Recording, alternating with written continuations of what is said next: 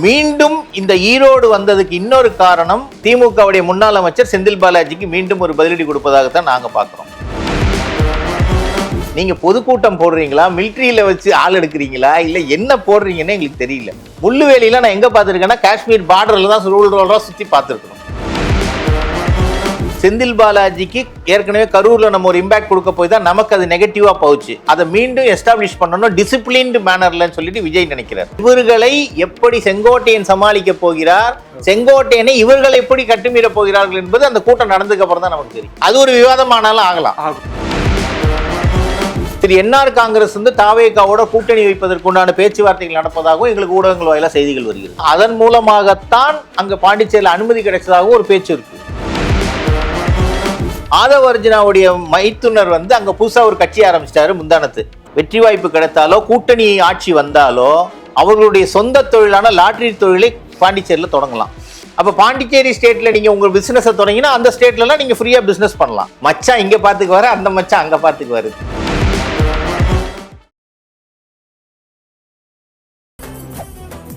மெரிபா paneer soda, I trust மெரிபா. உலக தமிழர்களுக்கு வணக்கம். இது கிங் டிவி. இன்றைய நிகழ்வில் நம்மோடு அரசியல் விமர்சகர் திரு பாபு பரமேஸ்வரன் இணைகிறார். சார் வணக்கம். வணக்கம். புதிதாக அரசியல் களத்திற்கு வந்திருக்கிறார் தாவேகா உடைய கட்சி தலைவர் நடிகர் விஜய் அவர்கள். இதுல இப்ப ஈரோட்டுக்கான மக்கள் சந்திப்பு நிகழ்வு நடந்துட்டு இருக்கு. அவங்க கட்சி வரக்கூடிய தொண்டர்கள் வந்து பாதிக்கக்கூடாதுன்றதுக்காக இந்த ஸ்பீக்கரை சுத்தி, மின்வேலியை சுத்தி நாங்க முட்களெல்லாம் அமைச்சு பாதுகாக்கணும் அப்படின்னு சொல்லி சில பதிவெல்லாம் இப்போ வந்துட்டு இருக்கு. இதுவும் புதுவையில நடைபெற்ற அந்த நிகழ்ச்சியும் எப்படி இருக்கு, இது எப்படி நடக்க இருக்கும்னு நினைக்கிறீங்க? இந்த செய்தியெல்லாம் கேட்கும்போது உங்களுக்கு எப்படி புதுசா இருக்கு? இல்ல, முதல்ல அவர் புதுசா வந்தாருங்கிறது இன்னும் புதுசாவே சொல்லிட்டு இருக்கோமா? அவர் வந்து 2 வருடங்கள் தாண்டிடுச்சு. தேர்தலை சந்திக்கணும் சார். அதான் சொல்றேனே. இல்ல, அவங்க புதிய மாற்றம்ன்றாங்க, வார்த்தைக்கு வார்த்தை ஒரு புதிய மாற்றம் வருகிறது. ஆமா, அதாவது இந்த கரூர் சம்பவத்துக்கு அப்புறம் புதுசா வந்திருக்காங்க இல்லையா, அப்ப புதிய மாற்றம் தான். இப்போ இவங்க வந்து இந்த முள்வேலி அமைக்கிறதெல்லாம் வந்து புதுசு இல்ல. ஏற்கனவே மதுரையில கிரீஸ் தடையினவங்க தான் இவங்க. ஆமா, அப்ப புதுசு கிடையாது. சரி, ஆனா முள்வேலி ரொம்ப ஷார்ப்பா இருக்கும் சார். அதாவது போலீஸ்காரங்க கையை கடிச்சவங்க அவங்க தொண்டர்கள். இதெல்லாம் நம்ம ரொம்ப ஷார்ப்பா. ஆமா, அதனால அவங்க ரொம்ப ஷார்ப்பா இருப்பாங்க. இந்த நீங்க முள்ளுவேலி எல்லாம் அவங்களுக்கு ஒரு பிரச்சனையே கிடையாது. அவங்க கிட்டத்தட்ட 50 மீட்டர் சுத்தி அவரை கிட்ட நெருங்கக்கூடாதுங்கிற மாதிரியா ஒரு இது போட்டிருக்கிறாங்க. ஏன்னா அந்த கூட்ட நெரிசல் மூலமாக ஏற்பட்ட துயர சம்பவத்தை மனதில் கொண்டு அந்த மாதிரி அவங்க பண்ணிருக்கிறாங்க. இன்னொன்னு, இப்ப அவங்களுக்கு வந்து இந்த கூட்டங்களை வழிநடத்துவதற்கு ஒரு சீனியர் மெம்பர் கிடைச்சிருக்கிறாரு, செங்கோட்டையன். ஏற்கனவே ஜெயலலிதா அம்மாவுக்கு டூர் ப்ரோக்ராம் போட்டது அவர் தான். ஸோ அதனால அந்த ஒரு அட்மினிஸ்ட்ரேஷன் லெவலும் ஒரு ஆர்கனைசிங் கெப்பாசிட்டியும் தாவேக்கால செங்கோட்டையனோட வந்திருக்கு. செங்கோட்டையனுடைய தொகுதி வேற அது. இது வந்து மீண்டும் இந்த ஈரோடு வந்ததுக்கு இன்னொரு காரணம் திமுகவுடைய முன்னாள் அமைச்சர் செந்தில் பாலாஜிக்கு மீண்டும் ஒரு பதிலடி கொடுப்பதாகத்தான் நாங்க பாக்குறோம். ஈரோடு, ஆமா, கரூர் அவருடையது, பக்கத்துலதான் ஈரோடு. சோ இந்த சுத்தி இருக்கக்கூடியது எல்லாத்துக்குமே பொறுப்பாளர், திமுகவுடைய பொறுப்பாளர் இப்போ வந்து செந்தில் பாலாஜி தான். இந்த தேர்தலுக்கு கிட்டத்தட்ட 60 தொகுதியோ என்னமோ அவர் கொடுத்திருக்கிறாங்க. அப்போ இதுல வந்து 3 விஷயங்களை நீங்க பார்க்கணும். ஒண்ணு, செந்தில் பாலாஜிக்கு ஏற்கனவே கரூர்ல நம்ம ஒரு இம்பாக்ட் கொடுக்க போய் தான் நமக்கு அது நெகட்டிவா போச்சு. அதை மீண்டும் எஸ்டாப்ளிஷ் பண்ணணும் டிசிப்ளின்டு மேனர்லன்னு சொல்லிட்டு விஜய் நினைக்கிறார். அதாவது ஒண்ணு செந்தில் பாலாஜிக்கு உண்டான பதிலடி. ரெண்டாவது, செங்கோட்டையன் தொகுதியில அவருக்கு என்ன செல்வாக்கு இருக்கு, எஸ்டாப்ளிஷ்மெண்ட் எப்படி பண்ண போறோங்கிறதுக்கு உண்டான இது செங்கோட்டையனோடது. செங்கோட்டையன் தன்னுடைய பலத்தை காட்டுற இடம், பலத்தை தெரிந்து கொள்வதற்கான இடம். ஒரு மூணாவது வந்து பாத்தீங்கன்னா, மீண்டும் விஜய் வந்து பொதுக்கூட்டங்கள்ல வந்து ரெகுலரா வர்றாருங்கிறத காட்டணும் மக்கள் கிட்ட. இவர் வரவே மாட்டேங்கிறார், பனையூர்ல போய் பண்ணையார் உட்காந்துக்கிறான்னு சொல்ற பேச்சை மாத்தணும்னா, இதான் நான் வந்தேன், பாண்டிச்சேரிக்கு வந்தேன், இங்க வந்தேன்னு சொல்றதுக்காக. பாண்டிச்சேரியில இவர்கள் போய் நடத்திய கூட்டம் எதற்காக அப்படிங்கிற ஒரு கேள்வி இருக்கு எனக்கெல்லாம். ஆமா, அப்படியா? இன்னும் இருக்கா? இருக்கு. சொல்லிட்டாரு அங்கேயும் ஆட்சி மாற்றம் வரணும்ன்றாரு. என்ன ஆட்சி மாற்றம்னா கிடைத்த இடம் பாண்டிச்சேரி இல்ல. அதுல நாங்கள்லாம் பாக்குறது என்ன தெரியுங்களா, திரு விஜய் அவர்களோடு ஆதவ அர்ஜுனா என்ற ஒருத்தர் இருக்கிறார். சார், ஒருத்தர் ரொம்ப முக்கியமானவர் சார். இருக்கட்டும், அது அப்புறம் நம்ம தேர்தல்ல தான் தெரியும். அப்படித்தான் பிரசாந்த் கிஷோர் சொன்னீங்க, அவர் போய் அங்க பீகார்ல வந்தாரு. விஜய் நம்புறாரு சார். விஜய் அவரை நம்பல. விஜய் நம்பல. ஜான் ஆரோக்கியசாமி கோடு போட்டாருன்னா அதை தாண்ட மாட்டார் அவர். அது அப்புறம் புதுசா இப்போ பாண்டிச்சேரியில இவர் கூட்டம் நடத்தியதற்கு 2 காரணங்கள் இருக்கிறது. அங்கேயே 2 காரணம். அது என்ன? ஒன்று புசி ஆனந்தோடைய செல்வாக்குங்கிறது பாண்டிச்சேரியில இருந்து வந்த எம்எல்ஏ தான் அவருடைய பாரம்பரியம் வந்து பாண்டிச்சேரி. அப்போ இப்ப புதுசாக இவங்கெல்லாம் வந்த உடனே புசி ஆனந்தோடைய மதிப்பு குறைஞ்சிருமோ, நான் என்னுடைய பகுதியில் ஒரு கூட்டத்தை காட்டுறேன் அப்படிங்கிறதுக்காக அங்க கொண்டு போய் காட்டினது ஒண்ணு. ரெண்டாவது வந்து ஆதவர்ஜுனாவுடைய மைத்துனர் வந்து அங்க புதுசா ஒரு கட்சி ஆரம்பிச்சிட்டாரு, முந்தானத்து தொடங்கிட்டாரு, லட்சிய ஜனநாயக கட்சின்னு சொல்லிட்டு ஜோஸ் சார்லஸ் மார்டின் சொல்லிட்டு அவர் அங்க தொடங்கியிருக்காரு. அவர் தொடங்கியதுக்கு உண்டான நோக்கம் நாங்கெல்லாம் என்ன பாக்குறோம்னா, ஒரு சமயம் ஒரு கூட்டணி வைத்து அங்க 30 தொகுதி தான் எம்எல்ஏவை, ரொம்ப பெருசெல்லாம் கிடையாது, கூட்டணி வைத்து ஒரு வெற்றி வாய்ப்பு கிடைத்தாலோ கூட்டணி ஆட்சி வந்தாலோ அவர்களுடைய சொந்த தொழிலான லாட்டரி தொழிலை பாண்டிச்சேரியில தொடங்கலாம். பாண்டிச்சேரியில் அவர் லாட்டரி தொழில் தொடங்கினாருன்னா அவருக்கு என்ன லாபம்னு சொல்றேன். காரைக்கால்ங்கிற இடத்துலயும் வந்துடும், அது தமிழ்நாட்டோட இன்னொரு பார்டர் தள்ளி இருக்குது, ஒரு 200 கிலோமீட்டர் தாண்டி இருக்குது. ஆந்திராவுடைய ஏனாம்லயும் பாண்டிச்சேரியோட ஒரு பகுதி இருக்குது, யூனியன் டெரிட்டரி. கேரளாவுடைய மாஹிங்கிற இடத்த தலசேரிக்கும் இதுல ஒரு 4 கிலோமீட்டர் வந்து இருக்குது. அப்ப பாண்டிச்சேரி ஸ்டேட்ல நீங்க உங்க பிசினஸ் தொடங்கினா அந்த ஸ்டேட்ல எல்லாம் நீங்க ஃப்ரீயா பிசினஸ் பண்ணலாம். விஷன் ரொம்ப பெருசா இருக்குல்ல சார். அதான் ஐடியாலஜி. மச்சான் இங்க பாத்துக்குவாரு, அந்த மச்சான் அங்க பாத்துக்குவாரு. தமிழ்நாட்டை வந்து தாவேகா இப்போ வந்து இன்னொரு பேச்சும் போயிட்டு இருக்குது.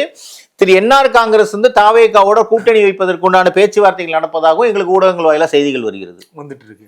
அப்ப என்ன உங்களுக்கு 1க்கு 1 2 அப்படிங்கிற இருக்கலாம். ஏன்னா திரு என்ஆர் காங்கிரஸ் உடைய தலைவர் திரு அவங்க ரங்கசாமி ஐயா வந்து பிஜேபியோட அலையன்ஸ்ல தான் போன வாட்டி ஜெயிச்சு வந்தாங்க. பட் பிஜேபினால நிறைய விஷயங்கள் அவங்களுக்கு அங்கே இடைஞ்சல் வந்த மாதிரியான நிறைய ரிசைன்மெண்ட் போனது, அந்த மாதிரி நிறைய பிரச்சனைகள்லாம் சந்திச்சதுனால இந்த முறை தாவேகாவுக்கு வாய்ப்பு இருப்பதாகவும் அதன் மூலமாகத்தான் அங்க பாண்டிச்சேரியில் அனுமதி கிடைச்சதாகவும் ஒரு பேச்சு இருக்குது, பர்மிஷன் கொடுத்ததுக்கு உண்டானது. இதெல்லாம் நீங்க கனெக்ட் பண்ணி பார்த்தீங்கன்னா 1க்கு 1 வரும். அது தேர்தல் வரும்போது தான் இதோடைய உண்மை வெளியில வரும். அப்ப இந்த வீடியோவை நீங்க எடுத்து பாத்தீங்கன்னா அப்ப தெரியும், ரெஃபரன்ஸ் வீடியோ நம்மளால தான் இருக்கும். முதல்ல செய்திகள் சொல்றது இது ஒன்றும் ரொம்ப நாள் இல்லை, ஜனவரிக்கு அப்புறம் பாத்தீங்கன்னா ஆட்டோமேட்டிக்கா தெரிஞ்சிட போகுது. சார் இங்க இருந்த விஜய் திடீர்னு போய் பாண்டிச்சேரிக்கு அவருக்கு சம்பந்தமே கிடையாது சார். பாண்டிச்சேரியில் ஆட்சி மாற்றம் கொண்டு வரதெல்லாம் அவரால் முடியாது, தனியாக முடியாது. ஏன்னா இந்த அளவுக்கு ஸ்ட்ராங் பேஸ் அங்க கிடையாது, மக்கள் தொகை கம்மி. மொத்தமே 30 கான்ஸ்டியூன்சி தான். 30லயுமே விஜயோட ஆளுங்க இருப்பாங்கன்னு சொல்ல முடியாது இல்லையா. அங்க ஏற்கனவே டிஎம்கே இருக்காங்க, என்ஆர் காங்கிரஸ் இருக்கு, காங்கிரஸ் இருக்கு, இவ்வளவு கட்சிகள் இருக்கக்கூடியது 30 தொகுதியும் இவங்க போய் உடனே நாங்க ஆட்சி, அங்க போய் அவர் என்ன பேசினாரு, 12 நிமிஷம் பேசினாரு. ஒரு இடத்துல கூட என்ஆர் காங்கிரஸ் தாக்கி பேசல, பிஜேபி தாக்கி பேசல. ஆட்சி மாற்றம்னா இப்ப என்ன, இருக்கிற ஆட்சி சரியில்லைன்னு அர்த்தம். ரேஷன் கடையே இல்லைன்னா நாங்க எவ்வளவு ரேஷன் கடை இருக்குன்னு தெரியாத டேட்டாவை தப்பா கொடுத்துருக்காங்க. இப்ப கூட பதில் கொடுத்துருக்காரு அங்க இருக்க. அப்போ ஒரு விஷயத்தை நீங்கள் தெளிவாக புரிந்து கொள்ளாமல் வந்தாரு, ஒரு டயலாக் எழுதி அதையே 4 வாட்டி புரட்டி பார்த்தாரு, மனப்பாடம் சரியா பண்ணலன்னு நினைக்கிறேன். சார் நீங்க ஒரு 10,000 பேருக்கு ஒரு தலைவரா ஸ்பீச் கொடுக்கறது வேற. அப்போ அந்த ஸ்பீச் வந்து எழுச்சி அந்த மக்களிடையே உருவாக்கணும். அந்த ஸ்பீச்சில் எந்த எழுச்சியுமே இல்லை. நான் அது லைவ்ல ஃபுல்லா பார்த்தேன். 10 நிமிஷம் கரெக்டா 12 நிமிஷம் பேசினார். 12 நிமிஷம் 12.5 நிமிஷம் சரியா சொன்ன. அந்த 12.5 நிமிஷத்துல கிட்டத்தட்ட 2.5 நிமிஷம் பேப்பர் புரட்டுறதுலயே போயிருச்சு. இது நம்ம சொல்லல சார், இதை நம்ம சொல்லல, அவர் பேசினதை லைவ்ல மீடியால நம்ம பார்த்தது சொல்றோம். நமக்கு எந்த காழ்ப்புணர்ச்சியும் கிடையாது சார். ஆமா இல்லையா. அப்போ பாண்டிச்சேரி ஸ்டேட்ல போய் நீங்க அவசரமா ஒரு மீட்டிங் நடத்துறதுக்கு காரணம் என்ன? அவர் நடத்தி முடிச்ச உடனே அவருடைய ஆதவர்ஜாவுடைய மைத்துனர் வந்து அங்க கட்சியை தொடங்குறாரு, இவர் ஆட்சி மாற்றம்னு சொல்றாரு. ஆனா ஆளுகிற அரசு விமர்சனம் பண்ணல பெருசா. அப்ப என்ன ஆட்சி மாற்றம் கொடுக்குறாரு? ரேஷன் கடையே இல்லைன்னு சொல்லி தப்பா இருக்கு. எதுக்கு இந்த குழப்பங்கள்? அவசரமா பாண்டிச்சேரியில, அதாவது ரொம்ப பிரஷர்லாம் இல்ல, கேட்டோன்னு கொடுக்கல, பட் ஆனா அப்புறம் கொடுத்துட்டாங்க. அதுக்கு ஒரு காரணம் இருக்கு. கரூர் ஞாபகம் வச்சிருக்காங்க. ஆமா, QR கோடு இதெல்லாம் வச்சுக்கிட்டு ஒரு 5000 பேருக்கு லிமிடெட் எடிஷன், ஒரு QR கோடுக்கு 4 பேர்லாம் வந்தாங்க. அதான் ஒரு லிமிடெட் எடிஷன் அது. அப்ப அந்த இடத்துல வந்து அவசரமாக அங்க நடத்த வேண்டியது இல்லை. அப்ப இப்ப 2வது கூட்டம் வந்து 18ஆம் தேதி ஈரோடு.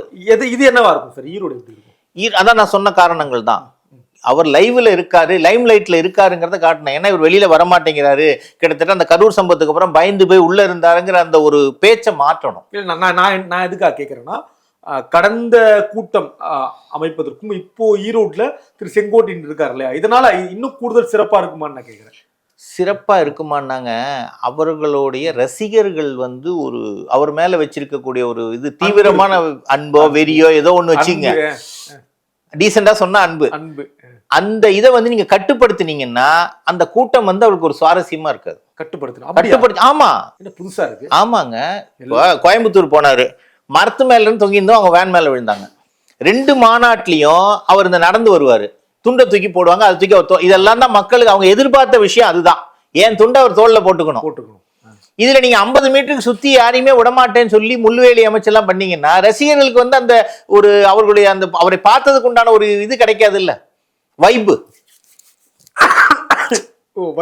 ஆமா, அவங்க கேட்கிறேன்னா சினிமா தியேட்டர்ல போய் ஃபர்ஸ்ட் ஷோல படம் பார்க்க போறோம், கத்தி கொண்டாடத்தானே போறோம். அந்த கொண்டாட்டம் இங்க குறையும். இவங்க நினைக்கிறது வந்து கூட்ட நெரிசல்னால ஒரு பிரச்சனை வந்தா இனிமே இவங்களால சமாளிக்க முடியாது, அதை இவங்க டிசிப்ளினா நடத்தணும்னு நினைக்கிறாங்க. தமிழக அரசு 18 கண்டிஷன் போட்டு கொடுத்துருக்காங்க. காவல்துறை இனிமே தமிழக அரசு வந்து என்ன பண்ணுவாங்க, காவல்துறை என்ன பண்ணுவாங்கன்னு இவங்களுக்கு கண்டிஷன்லாம் போட மாட்டாங்க. போட்டா இவங்களுக்கு கெட்ட பேர் ஆயிரும். இவங்க விஜயை பார்த்து பயப்படுறாங்கிற மாதிரி வந்துடும். அதனால கொடுத்துருங்க, முட்டிக்கிட்டு வரட்டும். அப்ப அந்த ரெஸ்பான்சிபிலிட்டி ஃபுல்லா இப்ப தாவேகா மேல போயிடுச்சு. அப்ப தாவேகாவுடைய இனிமே வரக்கூடிய கூட்டங்கள் எல்லாமே இந்த மாதிரி டிசிப்ளின்டு மேனர்ல நடத்தினால்தான் அது வந்து மக்களுக்கு பாதுகாப்பாக இருக்கும், இவருக்கும் பாதுகாப்பா இருக்கும், விஜய் அவர்களுக்கும். ஆமா, அவர் மேல விழுந்து சரியான ஆள் இல்லையா, அதுக்கு சரியான டூர் ப்ரோக்ராம் போடுறதுல செங்கோட்டையன் சரியான ஆளு. பட் இம்ப்ளிமெண்டேஷன் எப்படி இருக்குங்கிறது இந்த ரசிகர்களை வச்சு அவர் இன்னும் அனுபவப்படல. அவர் ரசிகர்கள்லாம் வந்து எம்ஜிஆர் ரசிகர்கள், அம்மாவுடைய ரசிகர்களா இருந்தவங்க, அவங்க வந்து தீவிர ரசிகர்களாக இருந்து தொண்டர்களாக மாறியவர்கள், மாறிட்டாங்க. தொண்டர்களா அதிமுக தொண்டர்களா எம்ஜிஆர் காலத்திலே மாறினவங்க. இவங்கெல்லாம் வந்து இன்னும் ரசிகர்களாக தான் இருக்காங்க. இவர்களை எப்படி செங்கோட்டையன் சமாளிக்க போகிறார், செங்கோட்டையனை இவர்கள் எப்படி கட்டுமீற போகிறார்கள் என்பது அந்த கூட்டம் நடந்ததுக்கு அப்புறம் தான் நமக்கு தெரியும். அது ஒரு விவாதமானாலும் ஆகும் இல்லையா சார்? சரி, இந்த முன்வெளியில நியாயமா சார்? தப்புதான். நீங்க பொதுக்கூட்டம் போடுறீங்களா, மிலிட்ரியில வச்சு ஆள் எடுக்கிறீங்களா, இல்ல என்ன போடுறீங்கன்னு எங்களுக்கு தெரியல. முள்ளுவேலியில நான் எங்க பார்த்திருக்கேன்னா காஷ்மீர் பார்டர்ல தான் ரோலரா சுத்தி பார்த்திருக்கணும். அதானே உண்மை. அப்போ இல்ல, அப்போ எனக்கு உன் ஓட்டு வேணும், உன்னுடைய ஆரவாரம் வேணும், உன்னுடைய எல்லாமே எனக்கு வேணும். ஆனா நீ என்னோட தள்ளியே நில்லு. அவ்வளவு இவரை விட கிரேஸ் எம்ஜிஆர் இருக்குங்க. மேல பார்த்தே கடிச்சிருக்காங்க நிறைய பேர். ஆனாலும் அவர் மக்களை விட்டு போனது இல்லைங்க. மேடையை விட்டு இறங்கி வரும்போதுங்க, இப்போ அந்த புகைப்படம்லாம் இருக்கு இல்லையா, இன்னும் நீங்க மதுரை சைட்லாம் போய் எம்ஜிஆர் ஐயா இல்லைன்னு நம்மள அடிப்பாங்க. அந்த அளவுக்கு தீவிரமான அவர்கள் தொண்டர்களும் சரி ரசிகர்களும் சரி. ஆனா டிசிப்ளின்டு மேனர்ல எவ்வளவோ பிரச்சனை. அப்போல்லாம் இவ்வளவு என்ன செக்யூரிட்டி உண்டா, பூனைப்படம் உண்டா? இவங்களுக்கும் ஒழுக்கம் இல்லையா சார்? ஒழுக்கம் கத்துக் கொடுக்கணும் இல்லையா? யார் கத்துக் கொடுக்கணும்? அதான் யார் கத்துக் கொடுக்கணும் சார்? தலைவர் தானே, அந்த கட்சியுடைய தலைவர் தான் கத்துக் கொடுக்கணும். தலைவர் வந்து சொன்னா கேட்கிற மாதிரி இல்லையே ரசிகர்கள். அவர்கள் இன்னும் சினிமா ரசிகர்களாக இருக்கார்கள்ங்கிறது எங்களை போட்ட குற்றச்சாட்டு என்னன்னா, அவர்கள் வந்து அந்த டிசிப்ளின் அவங்க தானங்க அதை ஆர்கனைஸ் பண்ணிக்கணும். வாலண்டியர்ஸ் போட்டு டிசிப்ளின் ஒழுக்கம் நிச்சயமாக. அது புரியாம போயிடும். அதாவது இவர்கள் வந்து நாம நடத்துற கூட்டம் நம்ம நம்பி வரக்கூடிய இந்த உறுப்பினர்களுக்கும் தொண்டர்களுக்கும் ரசிகர்களுக்கும் பொதுமக்களுக்கும் பாதிப்பு இல்லாம நம்மளே நம்மளுக்குள்ள ஒரு டீமை ஃபார்ம் பண்ணி வாலண்டியர்ஸை வச்சு அவங்க நடத்தினாங்கன்னா அது சிறப்பு. அதான் வளர்ச்சியோடைய ஆரம்பம். இப்போ திமுக ஒரு மாநாடு நடக்குது, இப்போ இளைஞர் மாநாடு நடந்துச்சு, ஏடிஎம்கேல நடக்குதுன்னு சொன்னா அங்க யார் அந்த மாவட்ட செயலாளர், மாவட்ட தலைவர், நிர்வாகிகள், அவங்க தானே அதெல்லாம் ஆர்கனைஸ் பண்றாங்க. வெளியில இருந்து ஆளா வர்றாங்க. உள்கட்டமைப்பு தயாரா இருக்கு சார். 50 மீட்டர் தள்ளி போய் நின்னா என்ன கேட்கும் உங்களுக்கு? 100 அடிக்கு கொடி வச்சு மதுரையில கீழே விழுந்து கார் போன கதை தான். அங்க ஒரு பையன் இறந்து போனான் 17 வயசுல மூச்சு இறக்கி. தொடர்ந்து சம்பவங்கள் நடந்துட்டு இருக்கு. இதெல்லாம் காரணம் என்ன? ஒழுக்கமின்மை. அந்த ஒரு கட்டுப்பாடு வேணும்ல. இதை விட பெரிய கூட்டங்கள் அந்த கும்பமேளால 55 கோடி பேர் வந்தான். இந்திய திருநாட்டோடைய 140 கோடியில 55 கோடி வந்துட்டு போயிருக்காங்க. என்ன அசம்பாவிதம் நடந்துச்சு? ஸோ நமக்கும் கட்டுப்பாடுகளை நம்மளே விதிச்சுக்கணும். செல்ஃப் டிசிப்ளின் வேணும். வரக்கூடியவர்கள் வந்து ஓகே, நம்ம தலைவரை பார்க்க வர்றோம், இல்லை விஜயை பார்க்க வர்றோம், ஒரு நடிகரை பார்க்க வர்றோம்னா பாருங்க. பட் அது வந்து மற்றவர்களுக்கு இடைஞ்சலாக இருக்கக்கூடாது. இல்லை அவங்க முகம் சுளிக்க மாட்டாங்களா சார்? நம்ம தலைவரை பார்க்க போறோம், இப்படி முள்வெளியெல்லாம் போடுறாங்க சார். கூட இருக்கிறவனை கொன்னுட்டு நீங்க என்ன சார் பார்க்க போறீங்க? கூட இருக்கவன் மேல விழுந்து அவன் கூட்டத்தில் அடிபட்டு பெண்கள், குழந்தைகள், அதுல அதிக பெண்கள் வர்றாங்க. அப்ப அவங்களுடைய பாதுகாப்பு யாருடைய கையில இருக்கு? யாரை நம்பி அவங்க வர்றாங்க? என் சகோதரன் அங்க இருக்கிறான், என் தலைவன் அங்க இருக்கிறான், எல்லாருக்கும் போலீஸ் பாதுகாப்பு கொடுக்க முடியாதுங்க. டெய்லி தமிழ்நாடு ஃபுல்லா எடப்பாடி பழனிசாமி ஒரு பக்கம், இவர் ஒரு பக்கம், திமுக தலைவர் ஒரு பக்கம், எல்லாரும் கூட்டம் நடத்துறீங்க. இருக்கிற போலீஸ் எல்லாம் கொண்டு அங்கதான் நிப்பாட்டி இருக்கிறீங்க. ஸ்டேஷன்ல ஆளே இல்ல. பொதுமக்களுக்கு பாதுகாப்பு எங்கேருந்து கொடுக்கறது? ஏற்கனவே ஆள் பற்றாக்குறையில போயிட்டு இருக்குது. சொன்னா கேட்கிறவன் அந்த பரவாயில்ல, போலீஸ்காரன் கையை வேலை கடிக்கிறீங்க நீங்க சார். இது நம்ம செய்யல. அப்ப இது வந்து ஒரு பேட். ஒவ்வொரு கூட்டத்திலையும் ஒரு நிகழ்வு நடந்துகிட்டு இருக்குது. அது விஜயோட இதை பாதிக்குமா சார்? நிச்சயமாக. நிச்சயமாக ஒரு கட்டுப்பாடு இல்லாம போயிட்டு இருக்குது இல்ல, ஒரு கண்ட்ரோல் இல்லாம போயிட்டு இருக்குது இல்ல. இதையெல்லாம் திரு விஜய் அவர்கள் கவனிப்பார்ல சார்? ஏதாவது அவர் கவனத்துக்கு போனால் சிறப்பு. என்ன சார், இது அதை விட வெடிக்கும். ஆமாங்க, கவனத்துக்கே போறது இல்ல. நிறைய விஷயங்கள் வந்து யார் தடுக்கிறா? இல்ல, யார் தடுக்கிறதுனா ஒரு ஸ்கிரீனிங் இருக்குது அங்க. இவர் தான் இவங்களை பார்க்கணும், இவங்கெல்லாம் பார்க்கணும், இந்த செய்திகள் அங்க போகணும். முன்னாடி நம்ம ஜெயலலிதா அம்மாவுக்கு சொல்லுவோம், சசிகலா அம்மா தான் எல்லாத்தையும் டிசைட் பண்ணுவாங்க, இதை வந்து அவங்க ஸ்கிரீன் பண்ணி தான், அவங்க தேவையான அட்மினிஸ்ட்ரேஷன் அரசியல் இதுக்காக அவங்க வச்சிருந்தாங்க. பட் இதுல வந்து இவர் உள்ள போய் உட்காந்துட்டாருன்னா வெளியில என்ன நடக்குதுன்னு இவருக்கு தெரிய மாட்டேங்குது. அதனாலதான் இவரால் சீமானுடைய கேள்விகளுக்கே பதில் சொல்ல முடியல. சீமான் வந்து லைம் லைட்லயே இருக்காரு, எல்லா விஷயத்தையும் டாபிக் எடுக்கிறாரு. இதை மாதிரி அவரால் ஏன் பேச முடியல? இத்தனைக்கும் டயலாக் எல்லாம் மனப்பாடம் பண்ணி ஒழுங்கா பேசுறவர் விஜய், நம்ம வீட்டு புள்ள மாதிரி இருக்கிற நடிகர். ஸோ அப்ப லைவ்ல வரும்போது அவருக்கு திக்குது. உங்களுக்கு விஜய் பிடிக்குமா சார்? விஜய்ங்கிற நடிகரை எல்லாருக்குமே பிடிக்கும். தலைவரா அவரை ஏத்துக்கணும்னா அந்த தலைவருக்கு உண்டான குணாதிசயங்கள் வேணும்னு சொல்றோம். ஒரு கண்ட்ரோல் வேணும் சார். உங்க கட்சியாலே உங்களால கண்ட்ரோல் பண்ண முடியல, தமிழ்நாட்டு மக்களை 8 கோடி மக்களை எப்படி நீங்க காப்பாத்துவீங்க? அதாவது முதல்ல தலைவரா இருக்கிறதுக்கு ஒரு தகுதி வேணும். கட்சியை தொடங்கிட்டீங்க, அந்த கட்சியை வழிநடத்துவதற்கு தலைவர் என்ன சொல்றாரு அதை கேட்கத்தான் நாங்க வர்றோம். இந்த ரசிகர்கள் என்ன சொல்றாங்க, நாங்க வர்றது எங்க தலைவரை பார்க்க, தலைவர் சொல்றதை கேட்க. அப்ப யார் சரியா சொல்லணும்? தலைவர் சரியா சொல்லணும். அந்த ஆளுமை இல்ல இல்லையா? அப்ப எப்படி நீங்க தமிழ்நாட்டின் முதலமைச்சரா வருவீங்க? பயங்கர, அதாவதுங்க விளையாட்டு இல்ல. இப்ப ஸ்டாலின் இருக்காருன்னா அவங்க தந்தையாரோடைய இது இருக்குது, வழிநடத்தல் இருக்குது. இப்போ உதயநிதி அடுத்து வர்றாருன்னா இவங்களுடைய பாரம்பரியத்தை அவர் பார்த்துக்கிட்டு வர்றாரு. எடப்பாடி இருக்காருன்னா கிளைக்கழக தலைவர்ல இருந்து வந்திருக்கிறாரு. ஜெயலலிதா அம்மா இருந்தாங்கன்னா எம்ஜிஆர் காலத்துல இருந்து வந்திருக்காங்க. செங்கோட்டையனுக்கு அந்த அனுபவம் இருக்கு. 72ல இருந்து இருக்காரு, அவர் கட்சி ஆரம்பிச்சுல இருந்து இருக்கவர். அவர் தான். ஆனால் செங்கோட்டையனே அட்மினிஸ்ட்ரேட்டிவ்ல வர முடியாது, அவர் முதலமைச்சரால அவரால் பண்ண முடியாது. அந்த கெப்பாசிட்டி கிடையாது. தலைமைங்கிறது வந்து இத்தனை அமைச்சர்களையும் இது பண்ணுங்க. இப்ப விஜய் சொல்றது என்ன தெரியுங்களா? முகமது பின் துக்ளக்குன்னு சொல்லிட்டு ஒரு சினிமா ஷோ நடிச்சு வந்திருக்கு டிராமா. அவர் சொல்லுவாரு, நான் பிரதான மந்திரி, நீங்க எல்லாம் உதவி பிரதான மந்திரிம்பாரு. அதே மாதிரி யார் வந்தாலும் துணை முதலமைச்சர் வச்சுக்க, யாராக இருந்தாலும். அவர் ஃபர்ஸ்ட்ல இருந்தே கூட்டணிக்கு வா வா வான்னு கூப்பிட்டு இருக்கிறாரு. திருமாவளவனை கூப்பிட்டாரு, யாரெல்லாம் அவர் கூப்பிடல, எல்லாரையும் கூப்பிட்டாரு. கடைசியில யாரும் என்ன கூப்பிடல, நான் யாருக்கும் போல அப்படின்னாரு. ஏன்னா நான் தான் முதலமைச்சருங்கிறாரு. அப்போ அந்த பதவிங்கிறது இட்ஸ் அன் பயங்கரமான பதவிங்க.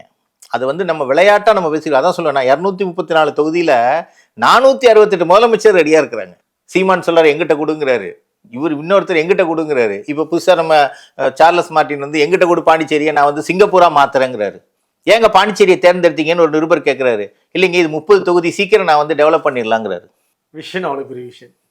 அவர் ஏற்கனவே ஜேசிஎம் சொல்லிட்டு அங்கே ஒரு மக்கள் சேவை மையத்தை வச்சு மக்கள் எல்லாம் கவர் பண்ணி நிறைய இலவசங்கள் கொடுத்து ஏதோ ஸ்கீம்ஸ் கொடுத்து பண்ணி வச்சுட்டாரு, பேஸ் ஒர்க் பண்ணி வச்சுட்டாரு. சரி.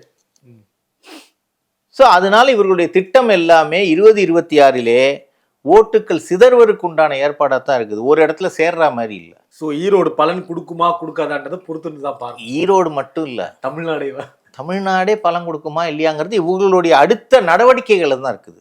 சரி, ஒரு இடத்துல இருந்து பாடம் கற்றுக்கிட்டோம், அடுத்த இடம் இன்னும் சரி பண்ணுவோம் அப்படிங்கிற இதை வந்து செங்கோட்டையின் மூலமாக இது நல்லபடியாக நடக்குங்கிற ஒரு சிறு நம்பிக்கை எங்களுக்கு இருக்குது.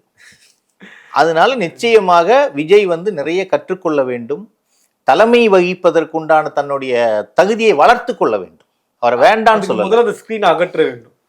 யார் சொல்றதையும் கேட்கக்கூடாது, சுயமா முடிவெடுங்க. சரி சரி. தலைவனாக இருப்பவன் வந்து செதுக்கப்படுகிறான், இன்னொருத்த வந்து அவன் இது பண்ண தானே செலுக்கிக்குவான், கல்கி மாதிரி. நீங்க இன்னொருத்த செதுக்கினா அவர் பார்வையில நீங்க வேற மாதிரி தெரிவிங்க, எங்க பார்வையில வேற மாதிரி தெரிவிங்க. அதனால விஜய் அவர்கள் வந்து இன்னும் நிறைய பாடங்கள் கற்றுக்கொள்ள வேண்டும், நிறைய விஷயங்கள் பொதுமக்களோடு கேட்கணும். நம்ம சுத்தி இருக்கிற 4 ஜால்ராவை மட்டும் நம்பிட்டு உட்காந்துருக்க கூடாது, தலைவனாக இருக்க முடியாது. நன்றி சார். நன்றி, வணக்கம். மெரிபா பன்னீர் சோடா, ஐ ட்ரஸ்ட் மெரிபா.